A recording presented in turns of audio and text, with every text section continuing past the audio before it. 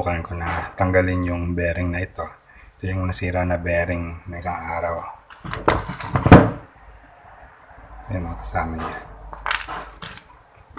Tagal ng sira yung bearing na yan kasi napansin ko kumakalog yung clutch basket. Problema, wala siyang tagusan na butas. So kailangan sana dyan ng bearing puller. Pero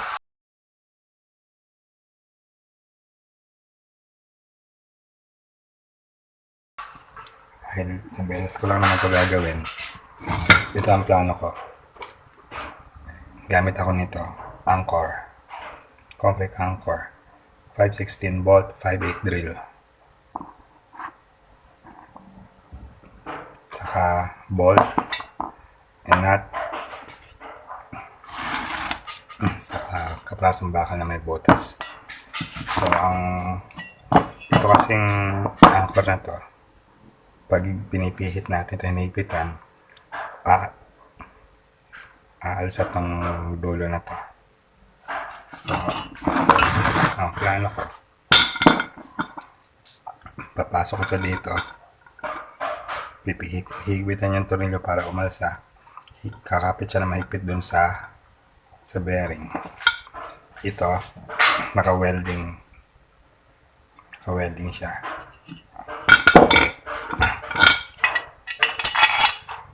Ganyan ang setup, welding.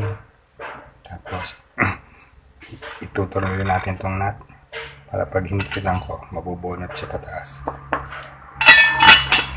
Subok.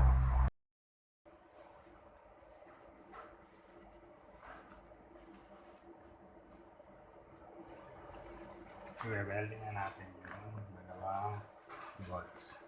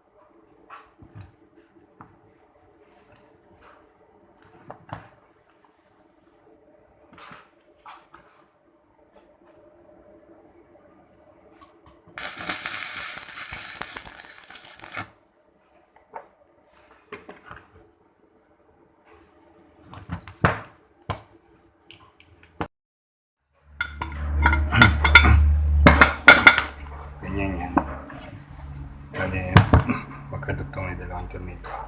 Pinasok siya sa bearing. Yan naman, hinihigpitan. Sinusubukan kong higpitan.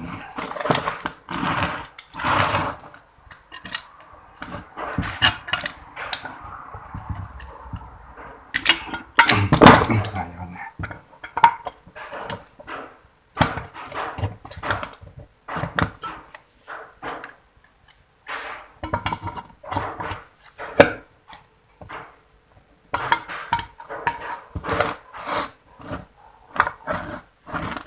Nakikita nyo na umalsa na yung dulo doon.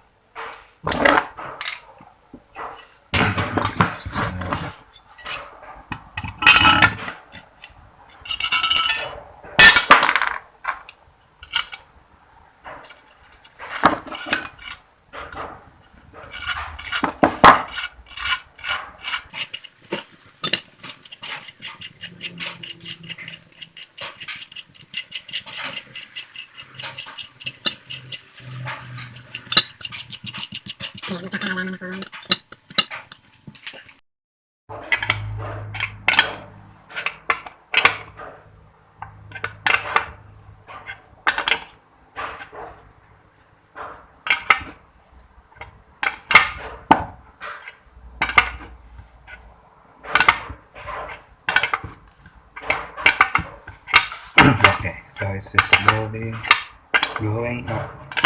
Slowly but surely.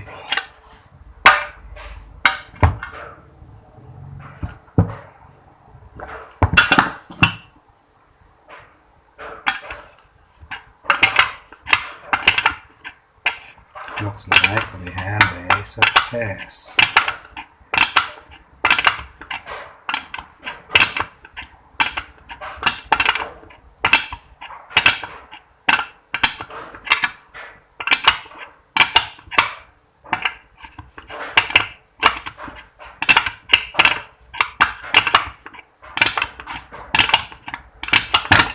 Yay!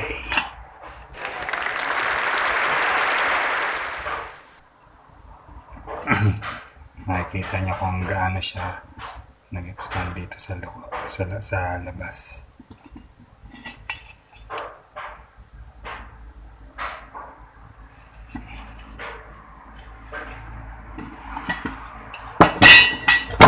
So yun na.